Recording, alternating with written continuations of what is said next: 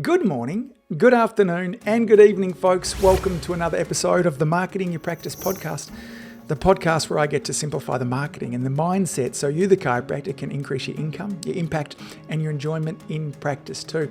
In today's episode, I'm talking with a fabulous chiropractor, Dr. Scherina. She's coming to us all the way from Florida. And she's on the show. She was a recommendation from friend of the show, Dr. Tony Ebel. Now, she is knocking it out of the park with her branding and her social media presence. A quick look at her website and her Instagram, and it's really clear that she's different as a chiropractor. And one of the things that's helping her stand out is the fact that she's celebrating this difference. She's literally shouting it from the mountaintops. Now, too many chiropractors, when we're wanting to begin a social media presence, what we do is we have a look around to see what the other chiropractors in our area or around the world are doing, and we model or we copy it. Now, this rarely works, particularly when it comes to social media marketing, because it's missing a vital ingredient, and that vital ingredient is authenticity, okay? For social media marketing to work, there must be authenticity. In today's episode, we chat with Scherina all about how you can infuse more authenticity in your marketing. I hope you enjoy the show. Let's go chat with Scherina. Scherina, welcome to the Marketing Your Practice podcast. How are you? I'm good. How are you? I'm doing great. Now, I'm going to start off. I was fascinated in reading a bit of your background. Tell me this, what's the best thing about being a kindergarten teacher? It's so fun. It was one of the funnest times, for sure. It's hard because you're a mom to probably 15, 16 little kids because they don't know how to tie their shoes yet. And I happen to be in a more of a Spanish speaking community. So that was also a challenge. Yes. But they're the sweetest, most innocent kids, just learning and figuring out what to do and how to listen and how to be in a classroom. So it was great. How long did you do that for?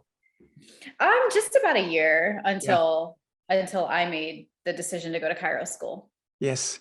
Because you've done a lot of things, looking at some of your undergraduate work in kind of molecular biology, all that kind of stuff there too.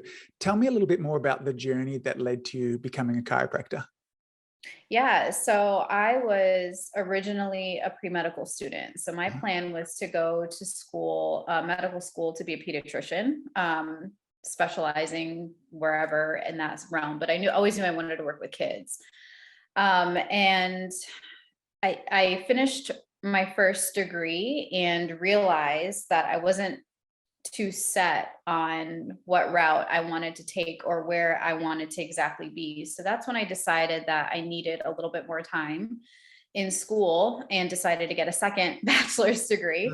And that was more in preclinical health sciences. So it kind of gave me a bigger picture as to different professions, different specialties, and so on. And then, of course, being a broke college student, I needed a second job. And I happened to find an admin position at a chiropractic office.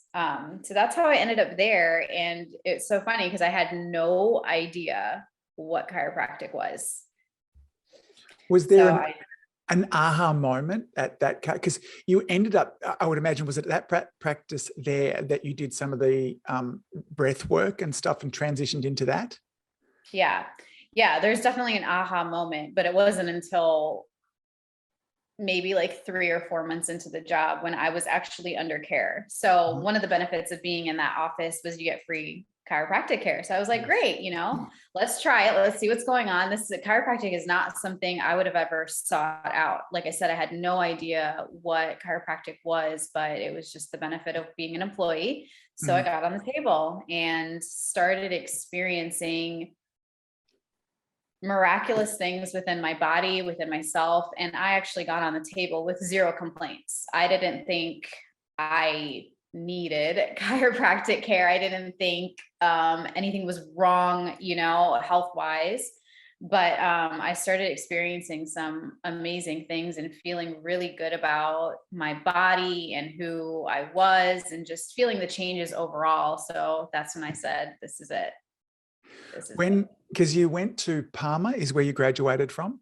Yeah, Palmer, Florida. And how was your experience in chiropractic college? Were you able to keep that focus of chiropractic? Did that change you at all in terms of what your interests were? Because sometimes my experience is this, is sometimes that people, particularly with regards to, because network spinal analysis, I'm assuming that's what the type of care that you were receiving. Yeah. Yes. Yeah. Yes. And that's, I really want to talk about this. It's not normal chiropractic Right. as well. So what was your experience like going to college after having that introduction to chiropractic? It was really hard. It Yes. was, I'm not gonna lie. Chiropractic school is very, very hard for me because I went to again, I didn't know what chiropractic was. And I knew I wanted to be a network spinal practitioner. Mm, So I went to chiropractic school very naive, thinking every chiropractic school had network spinal within the curriculum, and they didn't. I yes. found that out the hard way. So it was really hard. And I was the only student at that time that knew what network spinal was. So I felt really alone. None of the teachers, some of the teachers had been exposed to it because they did go to other schools like Life University. They graduated from there. So they were exposed to network spinal. But yeah, ultimately it was really hard. I couldn't get a club started. No one really knew or wanted to listen or wanted to see anything. So I had to do a lot of travel when I was a student to get the education that I wanted. It was hard. How did you manage through that when things were difficult? What strategy did you use to kind of keep focused and keep your eye on the prize, so to speak? I connected a lot with the network spinal community. So the Yes. students from around the country that were involved in club, they were great at Life University. That was one of the best experiences for me as a student, was to be so welcomed by other students from other schools within network spinal. And that's just who I kept in contact with. I kept in communication with them, just constantly gathering ideas and learning from each other and going up as much as I could to learn. That's pretty much what was my saving grace, because I knew I wasn't going to change my mind about network spinal. I knew that's how I wanted to practice. I knew that's what I wanted to focus in on. Of course, I need to learn all the other styles of adjusting to graduate, right? Uh-huh. But I knew network spinal was my thing. That was always going to be a thing. So Integrate Yeah. Wellness Center, your practice now, is that something that you started straight out of graduating? Did you associate with somebody else, or you did? Yeah. So I graduated in December of 2016 and opened in April of 2017. So 4 months later, it was a wild ride. But an opportunity was right in front of me. And I, at the time, opened up with my ex-husband. But it was an opportunity was in front of us. So we took it and we ran with it. What was difficult about that? About opening right away. Yeah. Yes. Oh, just not knowing anything. I didn't know anything. I mean, you know how to be a doctor, but Yes. you don't know what you have to do. You don't know about business licenses. You don't know about property taxes, all that stuff. Like what else do I have to apply for? Permitting, getting a building started, what all you're going to need. Of course, every student wants to step into this fancy, beautiful practice. And you don't even consider what overhead is. Everyone always talks about overhead. You don't know what it is until you are in it. So that was hard. Did you have support through any of that at all? Did you have coaches or, again, other peers that help you support through that process? I did not start practice with a coach or a mentor. But I quickly realized that I needed one. So I was on the hunt right away. Yes. For the one that fit. Mm-hmm. And who was it that worked with you to help you off? Where did you start with? I actually don't remember where I started. I went through a few different coaches, but I went through a few different coaches, and it's all about finding the right fit when you're a doc and you're starting out practice and trying to get going. It's all about who vibes with you the best, who can you listen to for hours on end, right? Because that's who you're learning from. Yeah. So I've been with Dr. Tony Ebel for a few years now, and that's who has changed the entire trajectory of my practice, of me as a person, as me as a doctor. So it's really great to have him.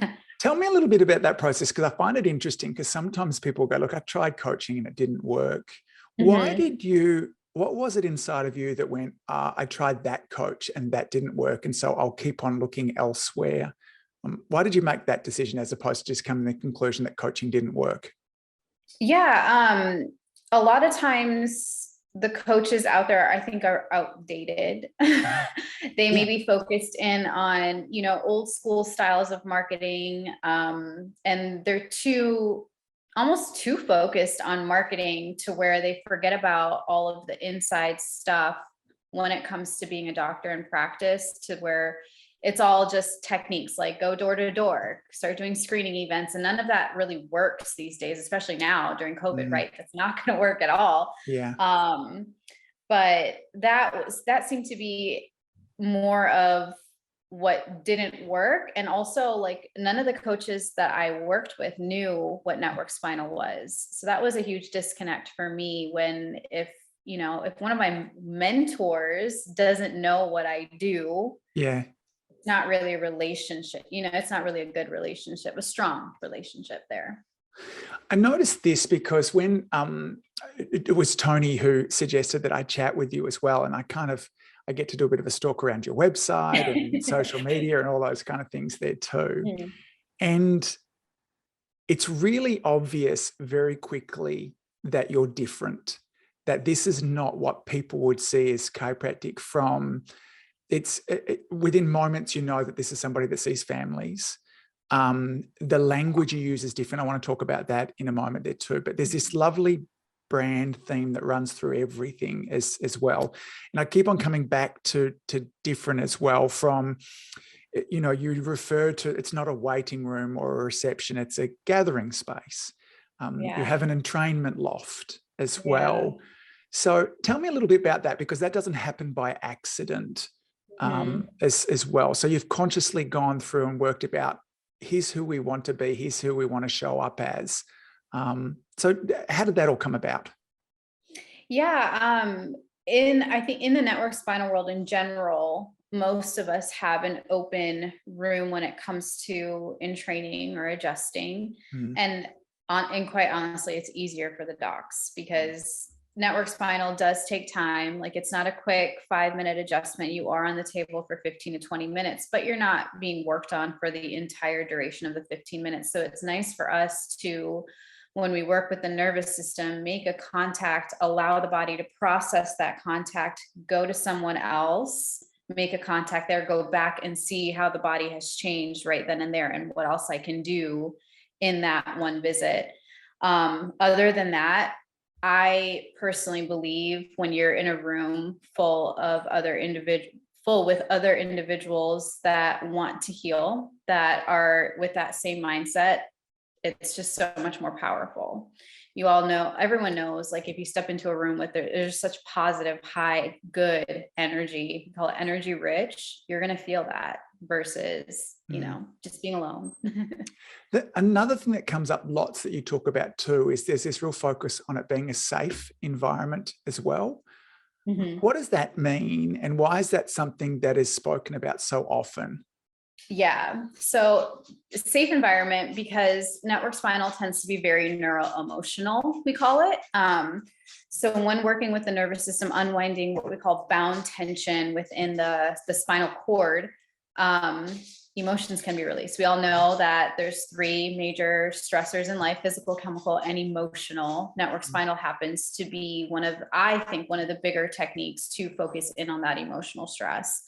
So when I say safe space, meaning you are going to probably hear people having an emotional release. You may hear people laughing. That may be their emotional release. You may hear people breathing very deeply, or you may hear people sobbing uncontrollably. It's just that safe environment.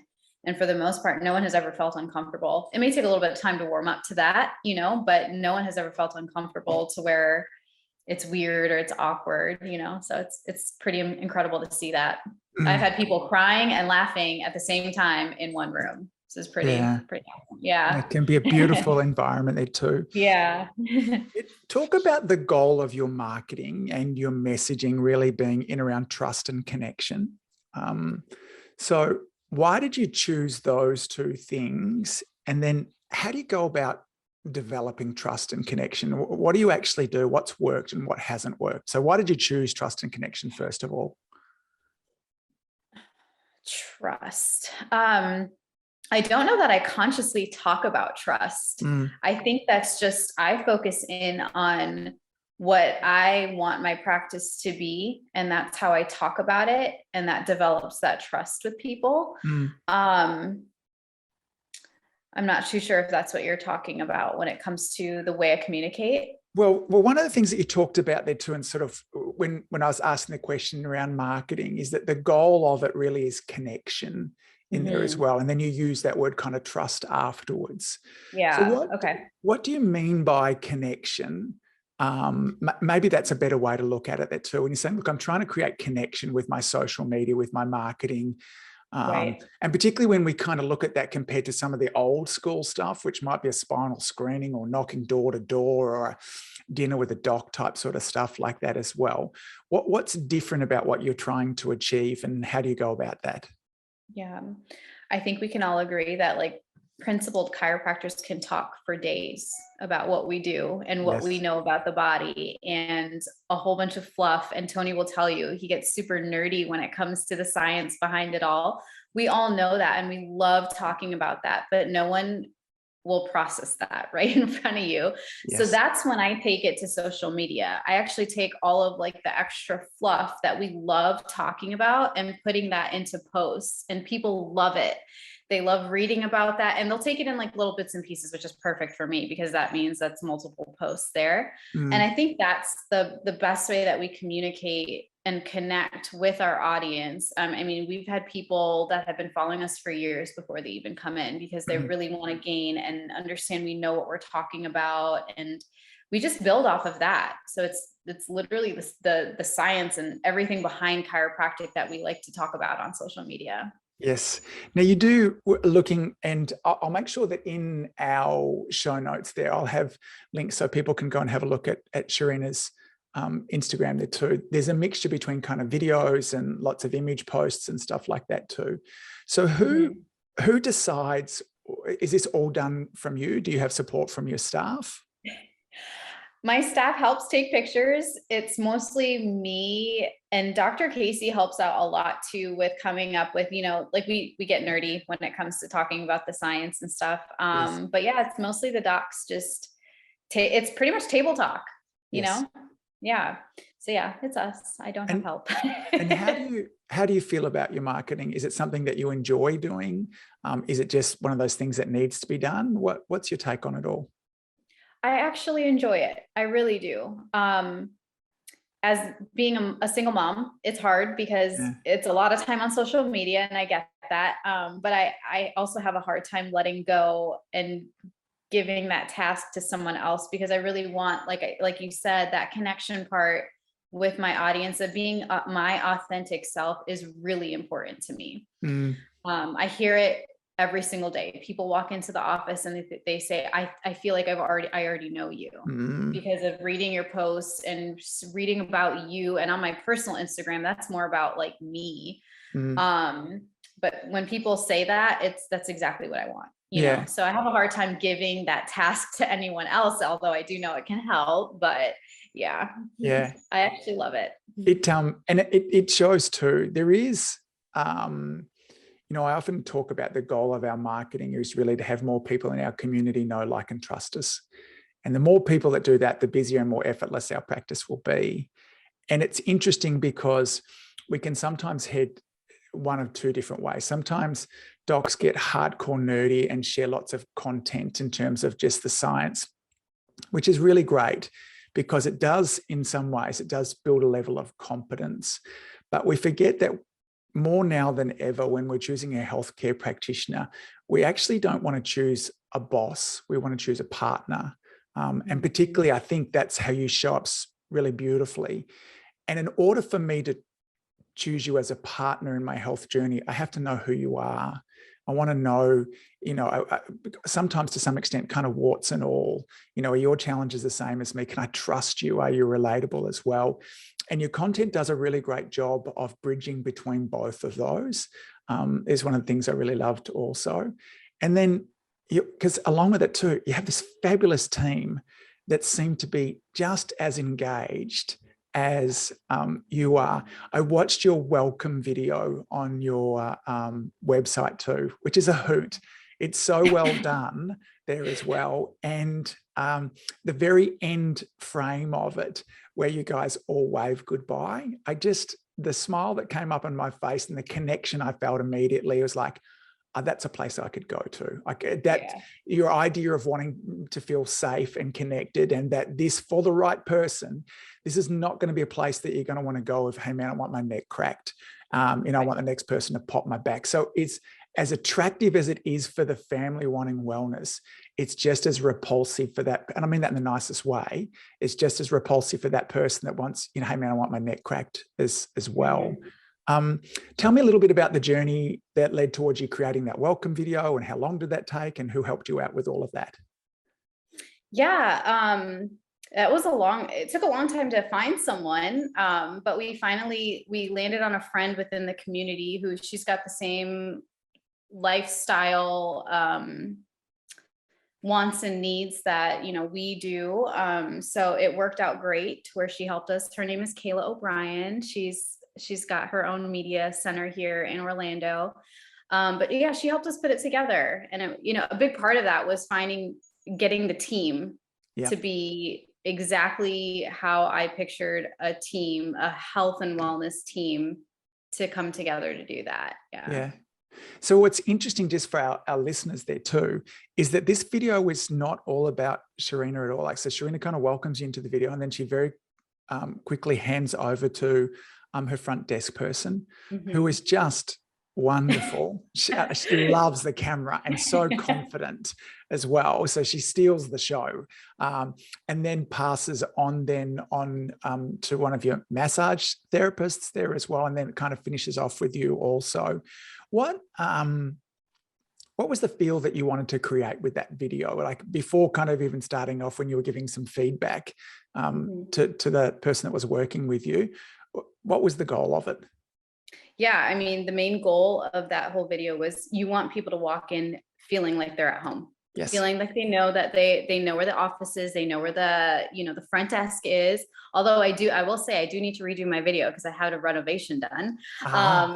Yes. So it's all changed, but yeah, no, that's the goal of the feel with all my videos, is I want people to feel, when I tell my team to help me with content, you want everyone in the community to feel the vibration of what's happening in my practice, what's happening on the table, what's happening behind the scenes, what's happening with us as a team. A lot of times we celebrate and we post it all the time. We just post our silliness behind the scenes, like the doctors taking over the front. You really want your community to know you before they know you. I think that's always my end goal when it comes to social media. What do you find difficult about your marketing and your social media? Time. Yeah. Probably the time. It's definitely one of those things. It's always on my mind. Like, okay, we gotta, get our post ready for this week. And, it's more of just organization. I think as a business owner, we all feel, at least I always feel, disorganized. Yes. I don't know if we can ever fully feel 100% organized, but yeah, it's more so the time, just finding the time to do it all, finding those moments.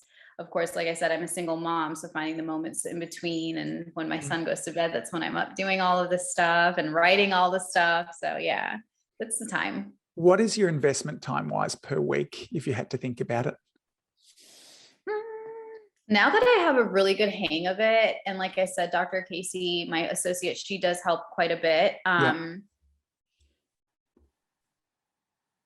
want to say, like, maybe if I'm doing extra research, at most it would be an hour a day. Yeah, an hour a day.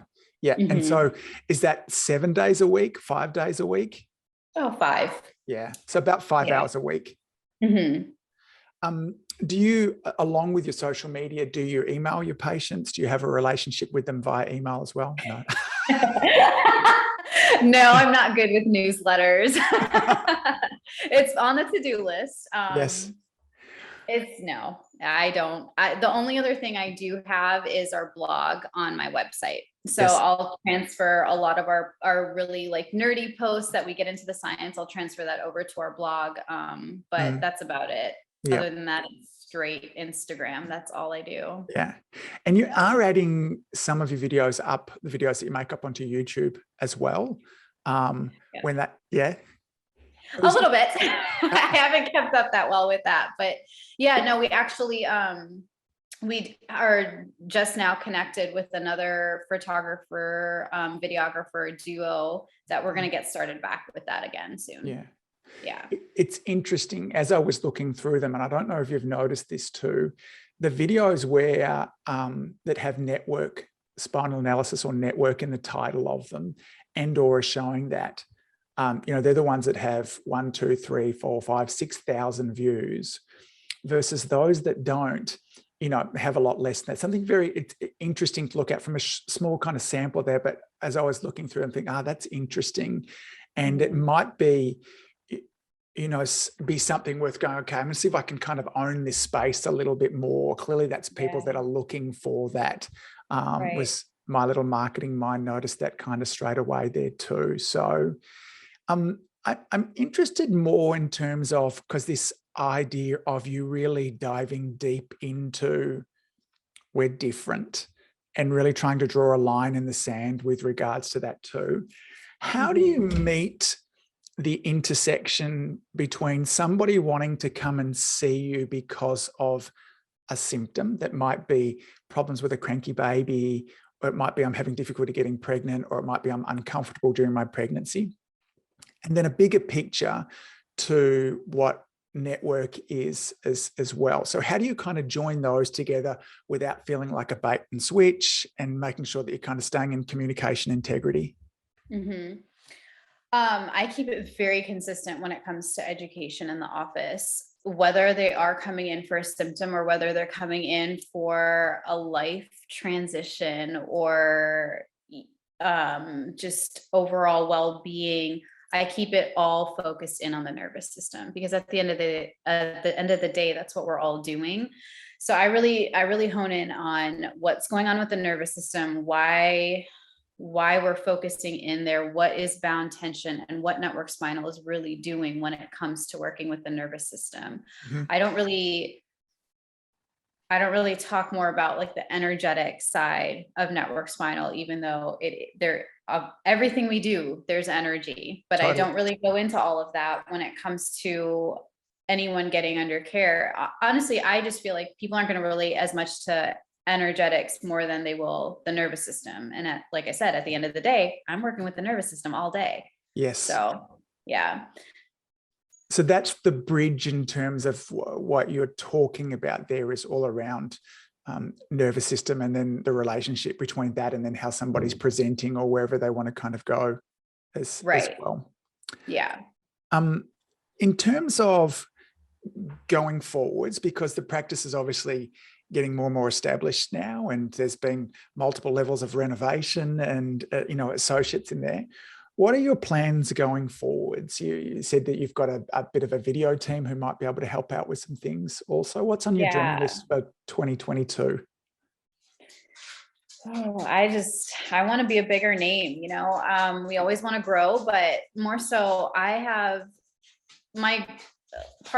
I think a part of every chiropractor's dream, we want to see everyone under chiropractic care, not necessarily in my office. And I know that can't happen. I'm not big enough, there's way too many people, but just be a bigger voice, a bigger name out there to inform everyone of what chiropractic is, what network spinal is, and helping everyone find those practitioners near them, helping students through getting to go and figure out what network spinal even is. Because like I said, when in school, I didn't have that. I didn't have anyone telling me anything about network spinal. I had to figure it out on my own.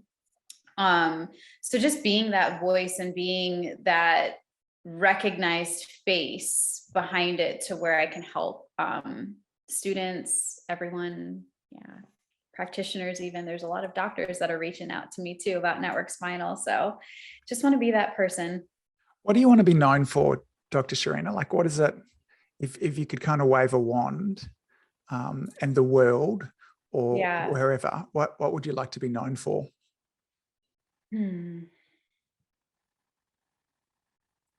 making that shift in the network spinal world. Tell me more about that. What that shift from where to where do you think? Yeah, I picture, well, what I see is a lack of communication when it comes to what network spinal is. Like, is it chiropractic? Do we, you know what I mean? There's so many questions out there when it comes to network spinal because it is so different. It is so unique. You don't even know what you're looking at when you do see it. So just being that person to be able to explain that, and just, it's normal. It's something that's everyone should experience. It's Yes. chiropractic, it's nervous system work. It is not this weird, energetic, just, non-chiropractic. I don't know how to better explain that, but yeah, I feel like there's a lack of communication when it comes to explaining what it is I do. So I just want to be that face behind that. Yeah. Yeah. It's interesting. I've had long periods under network care that have been wonderful for me. It's always been very interesting because it attracts a certain kind of person, and the certain kind of person, I'm just going to give a whole bunch of my projections here. Okay. So if it upsets people, I'm sorry, but it does, it attracts a very granola greeny type of chiropractor. Now, as a result, these people, chiropractors are terrible business anyway, across the board there too. But the sort of people that it attracts often have the thoughts of, build it and they will come. Let's just hang back. And then we end up just getting deeper and deeper into energetics and really wacky stuff there too. And it can create this kind of bridge in between. Is it chiropractic? Is it not chiropractic? Is it, and to me, nobody communicates the vitalistic side of chiropractic better than Don Epstein. It's beautiful. It's poetry, the way that he's able to communicate concepts in around health that I think the world is just starving for as well.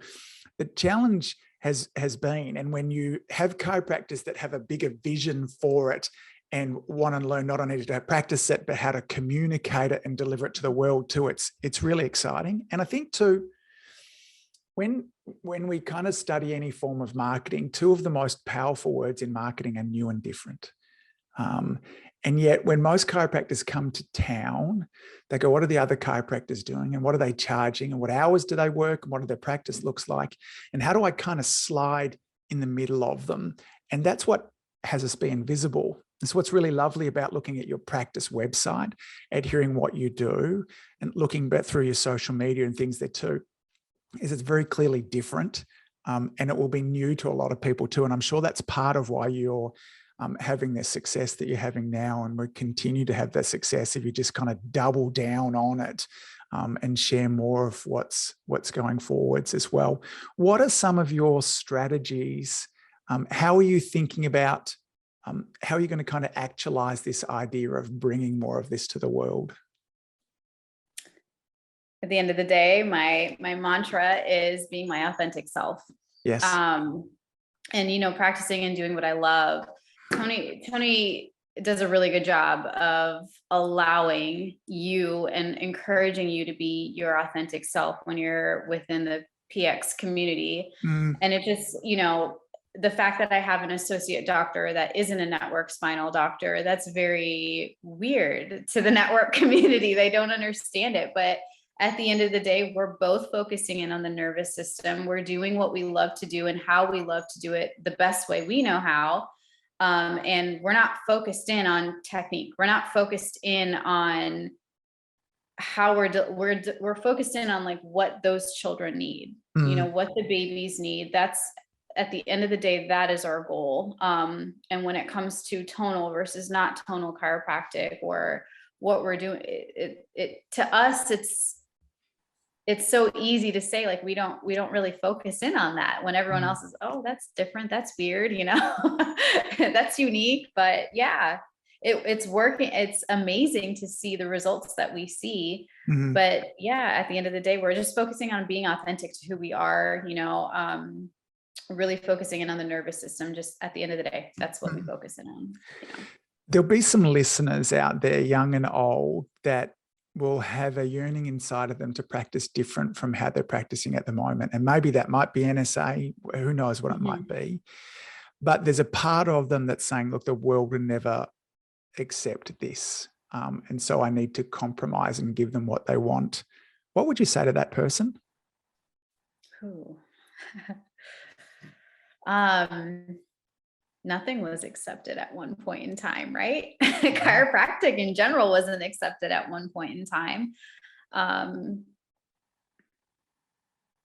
But at the end of the day, if you're doing what you know in your heart, you believe to be the best way to give care to your community, it's going to attract the right people. It's going to bring in those people that want your care, and don't care what you're doing necessarily, just that you know what you're doing. I love the word, and when people kind of talk about what's authentically inside of them, I really love the word desire. And I think my belief system is that we're never given a desire, a real desire that can't be actualized. Doesn't mean it's going to be easy at all. In fact, often the strongest desires inside us are the ones that are the hardest to bring forwards. But I like the definition of the word desire being of the Father, or it's of the world, of the universe. There is what's coming through us there too. And I think if we follow that calling, I have very little evidence of that not just being wonderful for people going forwards. I think it's interesting that the brief look that I've had at your journey, there is this willingness to move towards difficult.